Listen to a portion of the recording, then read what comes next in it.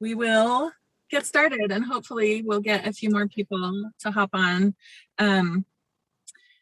I'll start out introducing I'll introduce myself and then kind of the team. And then I also have my son Beckett here. He was going to be part of the leadership team, but he is currently saving the forest in Washington State this summer. So he's working for Conservation Corps and he's going to be leading a 2-month session. It's called a Rainbow Crew. It's LGBTQ young adults, and he is helping them like do trail maintenance and stuff. And anyway, he's having amazing experiences in the wilderness. He's been sleeping in a tent the entire summer. So we're happy to have him. I'm Shawna Jones and I'm Beckett's mom. I have 3 kids and I have been part of the Affirmation Youth Track for several years. I'm not even sure how many years. And I'm currently on the board of Affirmation, and my role on the board is to be helpful to you guys as parents of LGBTQ kids. So if you are new to this journey of parenting an LGBTQ child, or if you've been on this path for many years, you are welcome here. If you felt nothing but joy when your child came out, or if you felt blindsided and afraid, you are welcome here. If you're struggling to reconcile your faith and your reality, you are welcome here. If you're feeling lost on how to parent an LGBTQ child, if you're feeling alone in your experience, you are welcome here. If you love your child, you are absolutely welcome here. This is a safe place to ask questions. It's a soft spot to land, and we are here to help you and to help your children. You are very welcome here, and we're glad that you're joining us. Tonight, we're going to hear from the leadership of the Affirmation Youth Track. This conference has been going, the youth portion has been happening for, I don't know, Jen Blair could tell you how many years, but it started out with, I think, 4 or 5 kids. And it has grown over the years, and it's amazing. When we're in person, we do really cool stuff like service projects, and it's like the best youth conference on the planet. We do a dance and we do all kinds of cool stuff. This year, and last year, we're doing it online. My brother never exaggerates. He always tells truth. But next year, we hope to be in person again. So on the team, we have Abram Gary. Abram, will you wave? Imagine a better or a kind of awesome. Samantha Richardson. Are you on a Zoom call? And Melissa Soper. But it's a Fireside for LGBTQ. And if you could mute yourself, if you're just joining us, that would be super helpful so that we can cut down on background noise. And then Hannah Sharton is also part of our team, but she's unable to be here tonight. So tonight we're going to hear first from Abram. He's one of our OG, he was part of the youth track for a lot of years, and now he's helping to lead it. So he has a special perspective on that. And then we'll hear from Samantha, and then we'll hear from Soper. And then I will wrap up at the end, and you guys can ask any questions that you have. So I'll turn the time over to Abram. Okay, cool. So like Shawna was saying, my name is Abram Berry. I am a graduate of the youth track. I think it was 2015 is when I started attending as a participant, but this is my 2nd year helping as a leader, and I'm really excited to be here. So yeah, so I'm just gonna jump into it. So I told my parents I was gay when I was 12 years old. I didn't actually tell them. I found a note on my bed that said, Abram, we know you're gay and we love you, which was the best present that anyone has ever given me. Having my parents in my court made it so going back to church that next week sounded just a little bit easier. So I walked into church that week with my shoulders back and my head held high, and I was immediately deflated when my sweet, well-mannered Sunday school teacher gave a lesson on the sinfulness of same-sex attraction and homosexuality. I remember thinking how tragically ironic it was that one of the kindest, warmest people I knew was saying that. In her mind, I'm sure she didn't mean me any harm. After all, gay people lived in the cities away from the Lord, right? Surely there wouldn't be one in the class of 12-year-olds right there listening to that. I wonder what my face looked like then. I didn't want to go back to church after that, and my parents didn't want me to go there either. It was important for me to get away from that negative messaging. But then replace it with what? It was 2014. I think we forget how far the world has come in the 7 years since then. When I was coming out, there wasn't an entire month where the whole progressive corporate world decked themselves out in rainbows. There weren't gay characters on children's television.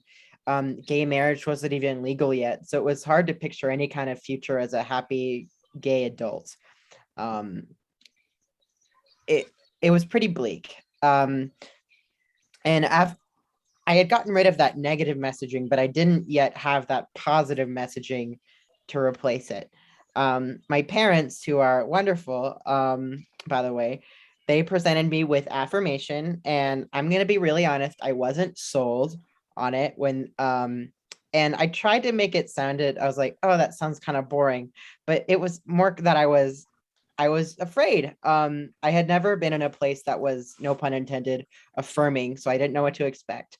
I didn't know if I'd be accepted there. I didn't know if they would like me. I think part of that is just I was 12 years old, and all 12-year-olds are like that. But I reluctantly agreed to attend, and it would not be an exaggeration to say that that weekend changed my life.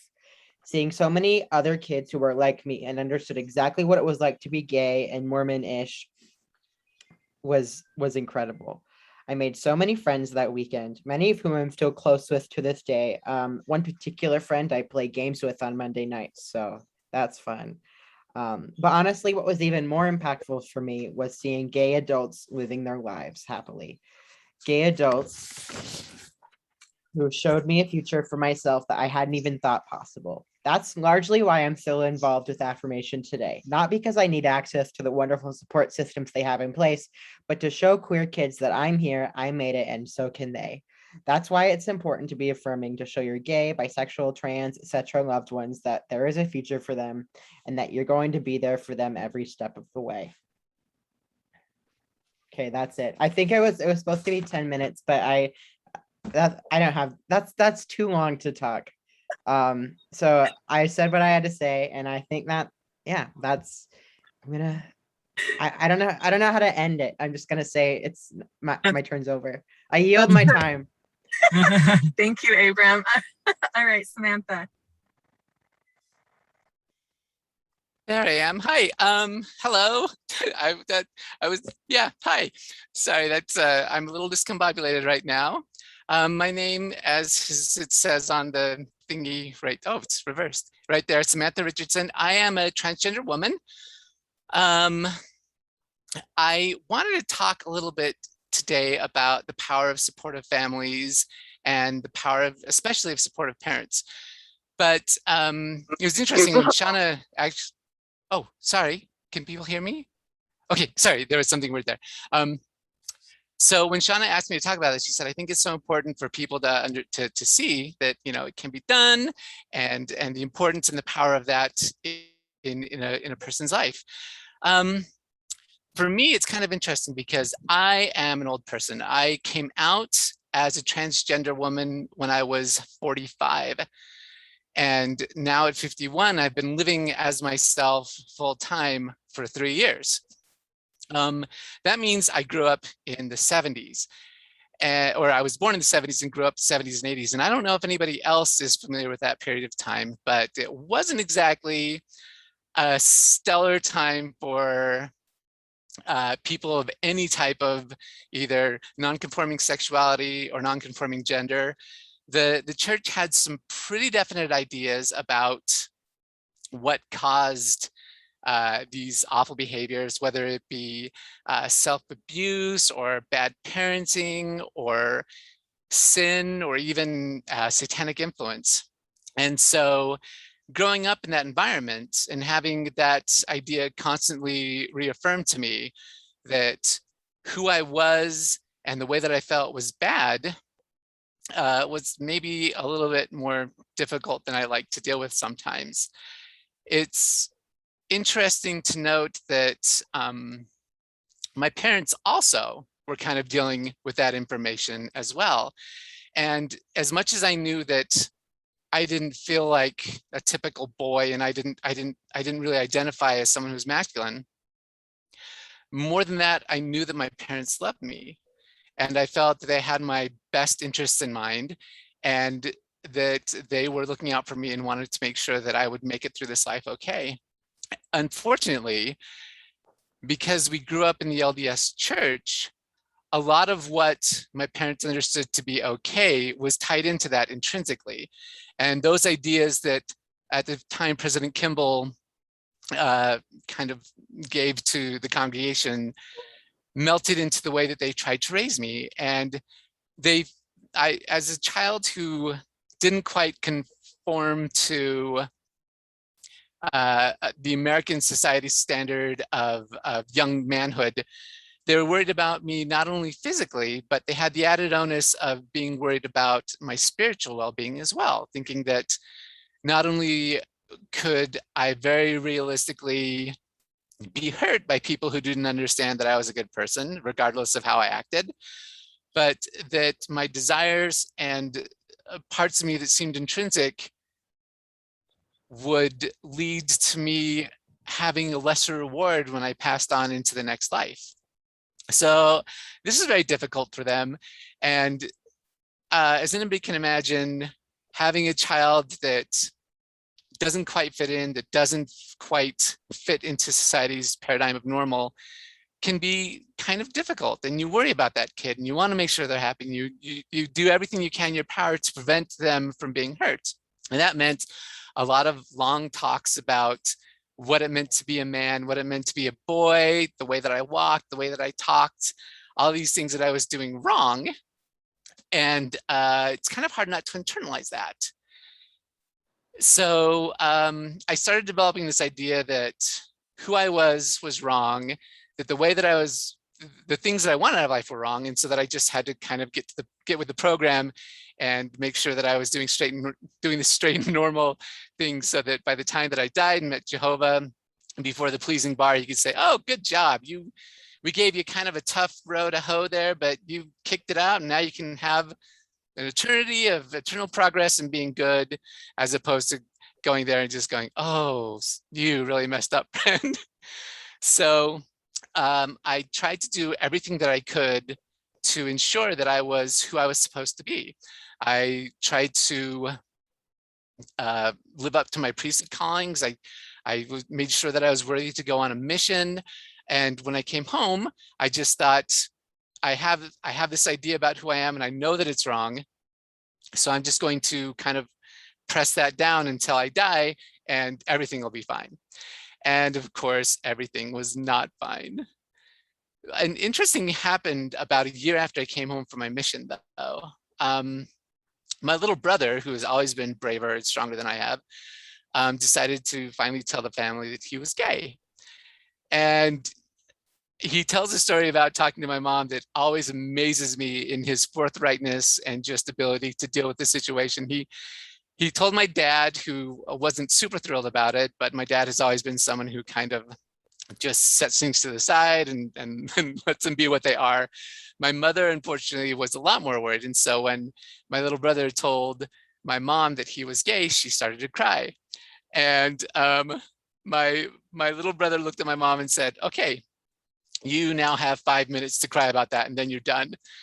And I just thought, wow. And after 5 minutes, he just said, okay, that's it. I'm finished and you're finished. And the only thing that's changed about me and you is that now you know too.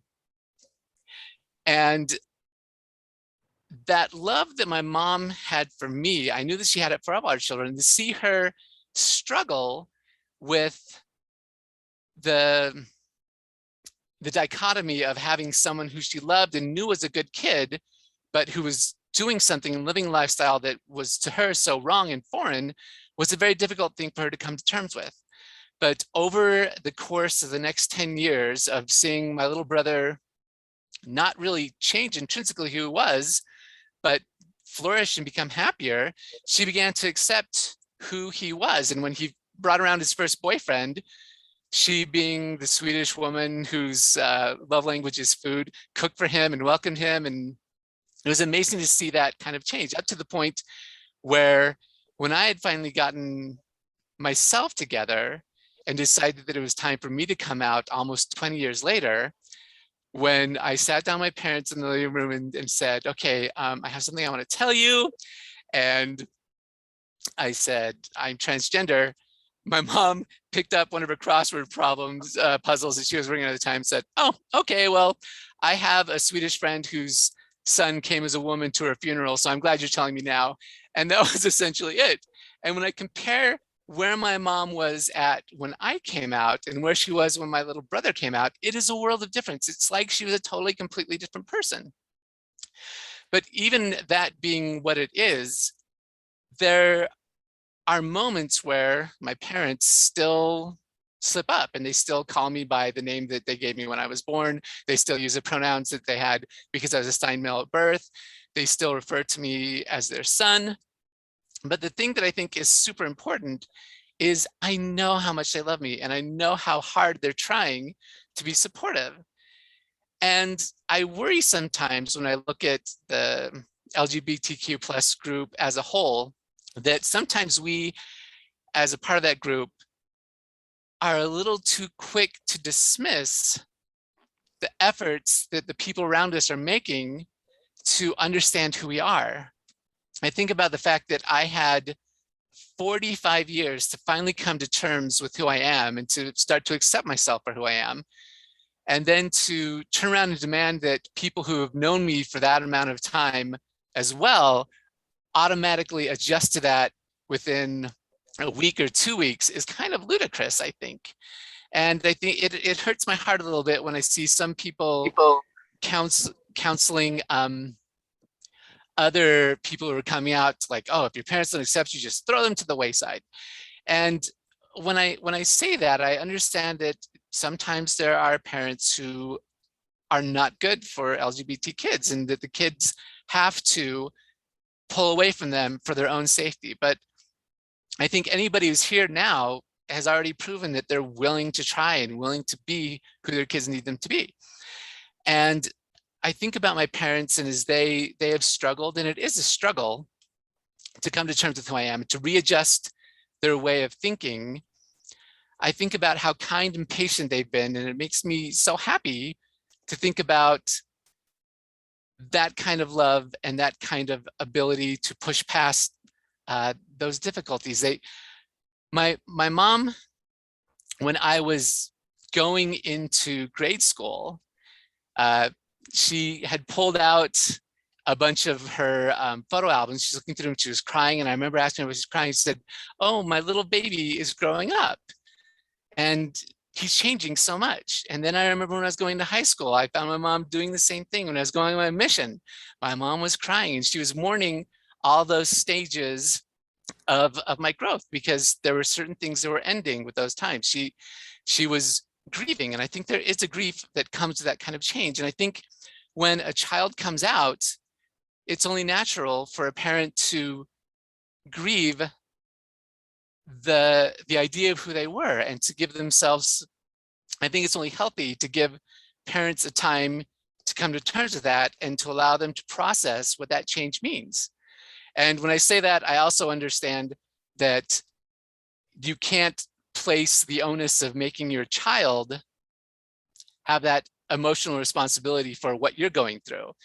When I came out, it was without a doubt one of the happiest times of my life. I felt this amazing burden just completely fall off my shoulders because I could finally tell people who I was and what I was about. And my parents, while they were struggling with that, they never once asked me to comfort them in their grief.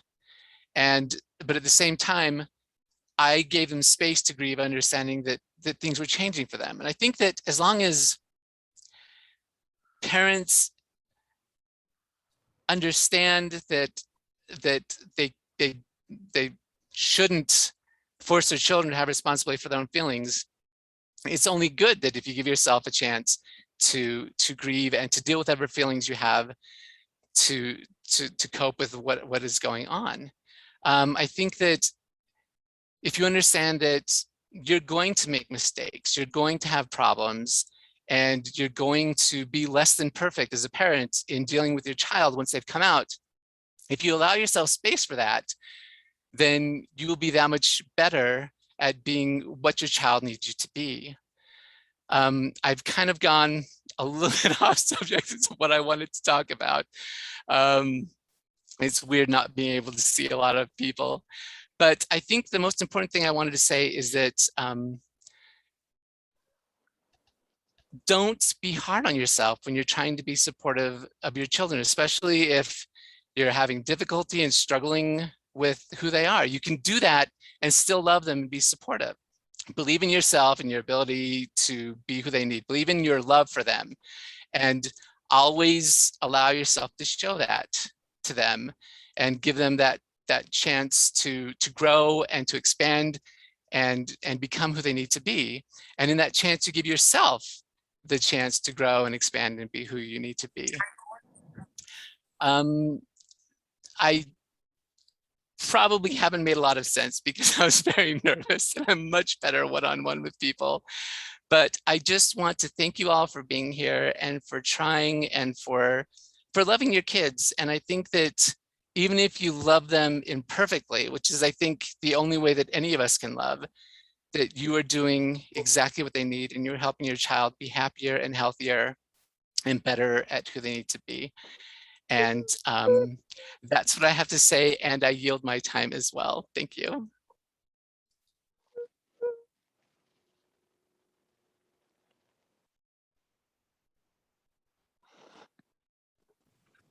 Thank you, Samantha. I'm going to turn the time over to Melissa Soper now. We just call her Soper or Super Soper. So feel free.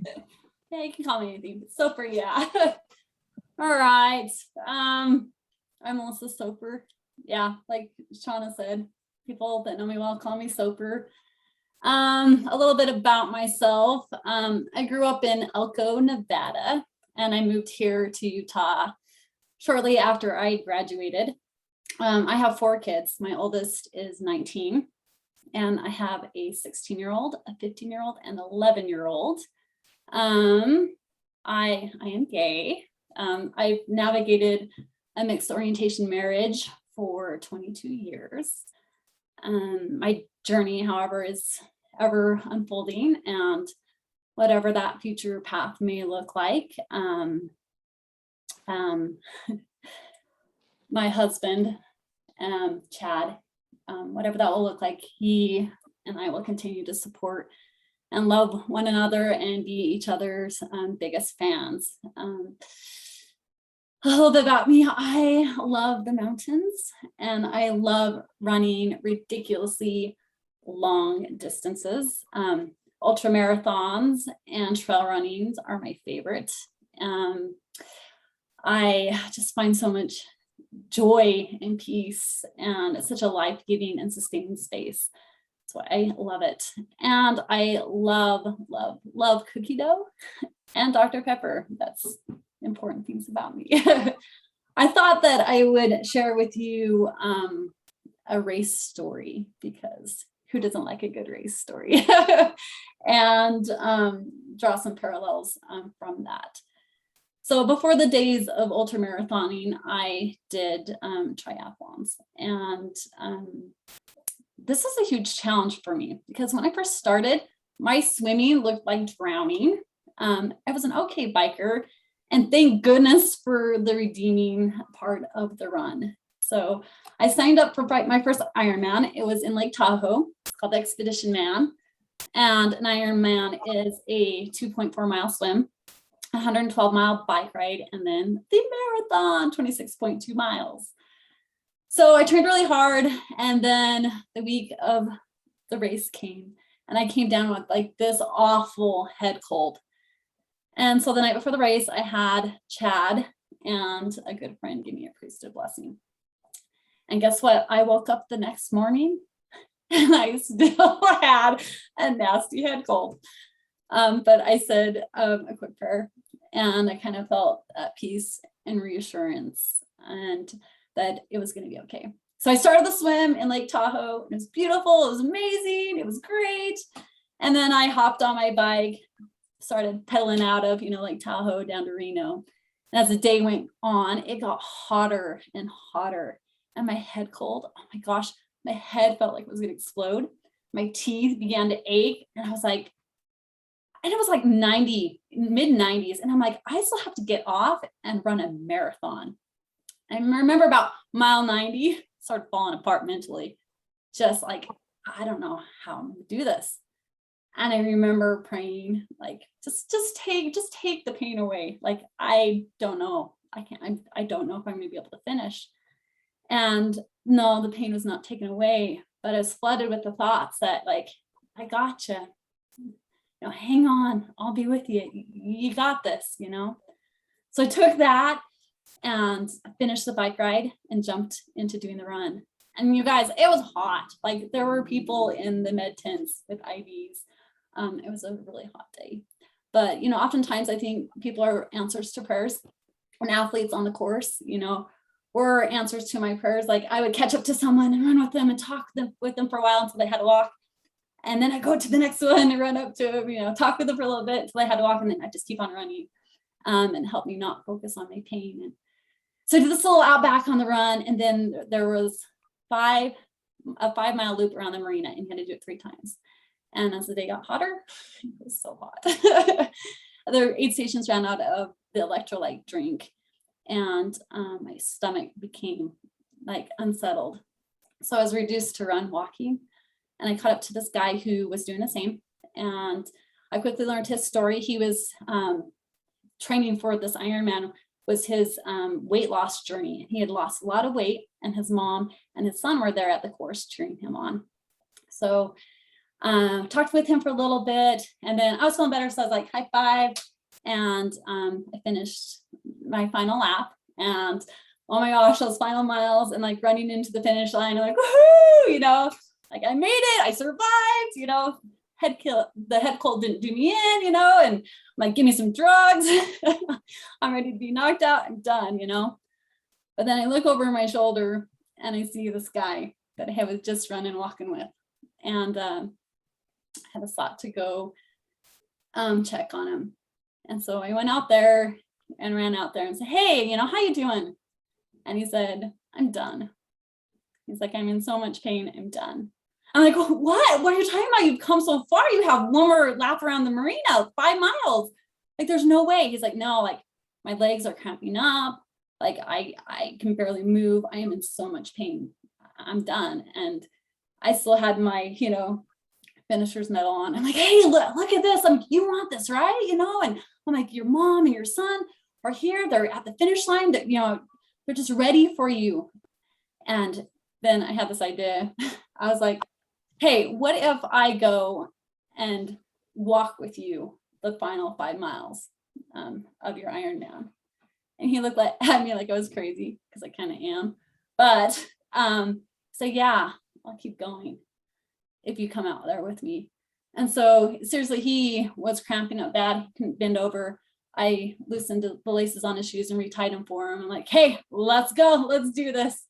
And we made small goals, and like, hey, let's get to that. And like, I'd cheer and celebrate when he reached a certain point. And we did this all the way around the marina. And he finished his race. And let me tell you, his finish was more emotional to me and meant more to me than my own. So what does this have to do with anything? I'm going to draw a few parallels and things that I've learned and share those with you. First thing is being gay is not like a nasty head cold. It's not a spiritual, physical, mental, emotional ailment. I don't suffer from anything. Growing up, I knew that I was different. I knew that I had feelings that were different, but I wasn't gay, because being gay was a really, really bad thing. I just had these feelings that if I tried hard enough, I could overcome them. Well, come to find out Being married to a man doesn't change those feelings. Isolating yourself from women and having close friendships with women, that doesn't change those feelings. Pleading with my Father in heaven to take away those things did not change me, and actually left me feeling very alone and in despair. I treated being gay like a head cold, and I would throw myself into all this righteous effort to remedy that, because it was a miserable piece. It was a painful piece, and it was excruciatingly hard. And I often would ask, why my faith wasn't enough. But I did learn that I needed to change. But it was a part of me that I didn't realize that needed to change. And that was how I saw myself. And that has come over years and spending times in the mountains and listening and drawing close to my Savior. And I've learned to see myself that I am created just as I should be. And that even though I flow through this life and I see things and feel things in a different filter than most, that this is a beautiful piece of me, and that I don't have to be fixed because I'm not broken. And I have my Savior that tells me that I'm his and that I'm not alone. I think sometimes the hardest thing in life, well, for me anyways, hardest and the greatest thing in life is to love ourselves for who we are. And I find the most peace in life when I can find that love. I am grateful for people that are out on the course with me. Ones in life who have given me relief, strength, and joy on my journey. They can't walk my journey for me, but they can walk my journey with me. There's been times in life that I've hit some incredible lows where I let negative thoughts and messages and shame and self-hatred consume me. Times where I'm spinning my wheels, trying to fit and bending and twisting, trying to belong, and trying to paint this picture that everything on the outside is great and wonderful, when inside I feel shattered. I in points where I'm so tired, I'm so exhausted, where I'm done. I don't want to do another loop around the marina. I know what darkness and despair feels like. And I know what anger and frustration feels like. I know what it feels like not to have the answers and to feel lost and without direction. But I have learned and have figured out how to find that inner strength and courage to keep moving forward. And now I know why I run ridiculously long distances in the mountains. Just kidding. No, not kidding. That is true. But also that inner strength and courage has come from people, people who not only believe me, but believe in me and who love me just as I am. And that they know that I can finish my race. These people who will retie my shoes and lift me when I'm down, and who will walk with me and celebrate my victories. These people who know my pain because either they have walked a similar path or they have taken the time to sit down and listen and learn and love. They have become my hope in life, along with my Savior. You got this, Soper. You can do this. Your life has meaning and purpose. Life can be hard. And sometimes all the paths that I'm looking, are hard, but it's through those hard moments and hard things in life we become strong and we learn to love deeper. I came out, I first had to come out to myself. I came out about 6 years ago to Chad and to a few close friends. It was completely terrifying, but the most freeing thing that I've ever done. It's that overwhelming anxiety of how people will view me. And there's a lot of shame that I had to work through. I remember even telling, a few close friends and saying every time I would come out and tell them someone that I was gay, I would completely fall apart. I remember too, I was like, I've told Chad, told close friends, I'm not telling anyone else, no need to. But then the thought came, as if you could help one person in this life, if you could help one person feel like they're not alone, would you share your truths and your story? I'm like, yeah, I would. Yeah, there's been a lot of challenges since I've come out. I've had some not pleasant experiences and some family members that have not been the nicest and the most kind. But you know what? I have had the most beautiful and sacred experiences as well. And so many wonderful opportunities open up for me. For Affirmation, this will be my 5th year with the youth track. And I love being with the youth. I learn and grow from them. They're amazing. And they are going to do amazing and incredible things in their lives. It doesn't matter what path they decide to take. Each path does have its difficulties, but they should never have to decide if their life is worthy to live, because it is. They're worth it. They're worthy of love and hope and joy, all of it. I get so excited when I think of these youth and the greatness in them. Like, I cheering them on. I'll walk with them. I'll drag them up a mountain with me if I can get them to come. But they give me a courage too in my life. Said life is not easy, and again, I'm still on my own journey, making hard decisions in my life. To continue loving and embracing who I am, and having that courage to know that I am worthy of love myself, and that I have a good support system, good people that surround me, that will love me for who I am and for whatever path I decide. And with your youth, just walk with them, just listen to them, learn from them, and just love them. And I say these things in the name of Jesus Christ. Amen. Thank you, Soper and Abram and Samantha. We have an amazing team of leaders, and I hope that if you have youth 12 to 18, that you'll sign them up for the youth track. If you go to affirmation.org, there's a link for registration for the conference. This year, we are lucky that we're able to offer it free of charge and virtual. So if you have a child or other people who have LGBTQ teens, we would love to be able to help them. It is not our job to tell them what their life is going to look like, but we do want to be their cheerleaders and help them feel seen and loved and supported where they are right now. So also there is a parent track for the parents. So you can come as parents and be supported in your journey as well. So if you go to affirmation.org, you can sign you and your child up.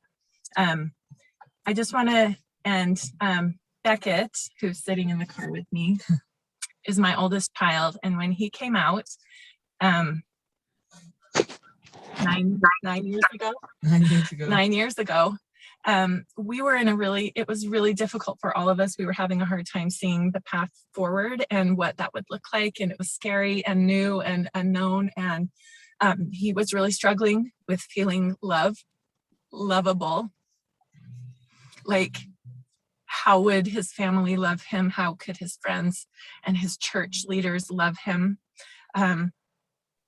if he was gay? And this is before he came out as transgender. But our first year at Affirmation was really beautiful for him. I saw the light come back into his eyes for the first time in a really long time, as he found his people. He found other kids who were like him, and he didn't feel alone. And we were able to meet with other parents who were going through the same thing. It was wonderful to know we're not alone. So I asked Beckett, he wrote a poem that I asked him to share to close out our meeting tonight. And I'll turn the time over to him. All right. Sorry, Here. I'll hold it. Thank you. This is a poem I wrote last winter. I was reflecting on the place that I'm in my life now versus the places that I've been in the past, and it is called Excelsior. 9 years ago, I thought I would be dead within the hour, within the day, sometime in the next week, month, or year. I did not think I would live to see the wild geese returning in the faraway spring. But here I am. I have circled the sun 9 more times. 9 more times I have watched the grass conquer snow. I have climbed more than 100 mountains. I have cooked more than 1,000 pancakes. In August, I ran more than 81 miles and burned through yet another pair of running shoes. I have learned guitar chords for songs that I might never have sung and laughed with friends that I might never have known. To think, I might have never even learned my own name, never once heard it in my own mouth. In 7 weeks, I will see the ocean. In 3 months, I will move to Washington. And in 1 year, I will do it again and again and again. We're sitting here in our car in a parking lot in Washington, and he's living his dream. And it's really wonderful to see that there's hope beyond the struggle. Life is really good for him right now. And I will say that in the name of Jesus Christ, amen. Okay, if you have questions about the conference, about what it involves, about anything, you're welcome to ask those now. Just unmute yourself and ask, and we'll do our best to answer.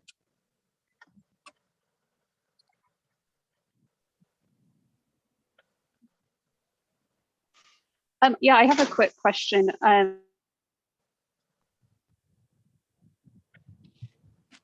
I'm very active in the church, not to be involved with the church. I didn't know.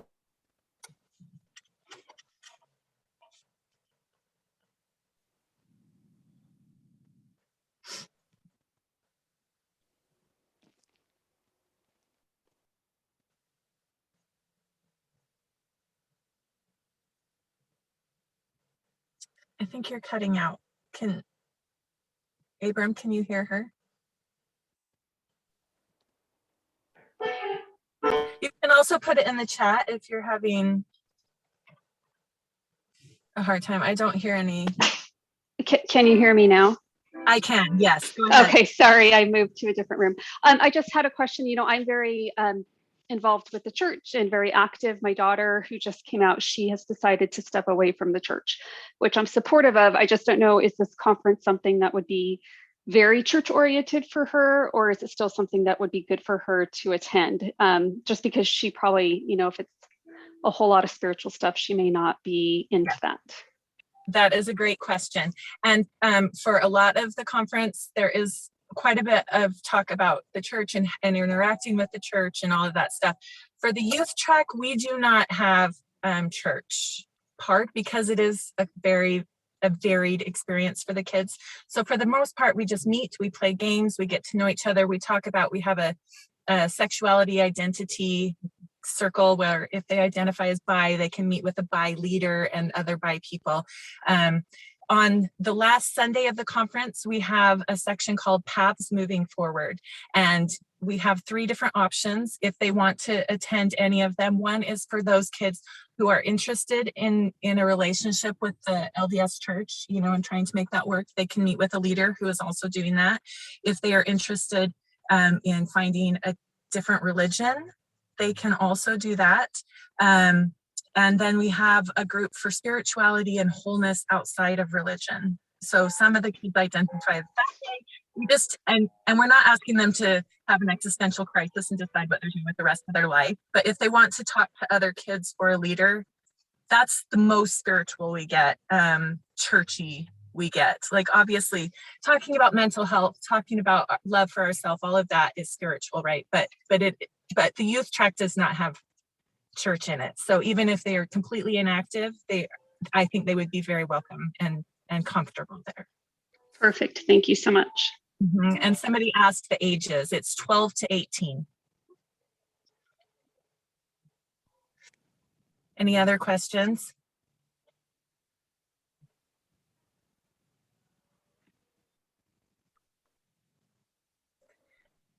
Okay. If you think of any, feel free to reach out to me on Facebook. I'm in the I'll Walk With You group. I'm also you can find me Shawna Jones on Facebook. And feel free to reach out that way, or you can email Affirmation and they will connect you with me if you have questions or need help with anything. Thank you so much for coming and spending some of your evening with us. We love you and we love your kids and we want to be a support to both of you. So thanks for joining, and have a good evening and enjoy the rest of your Sunday.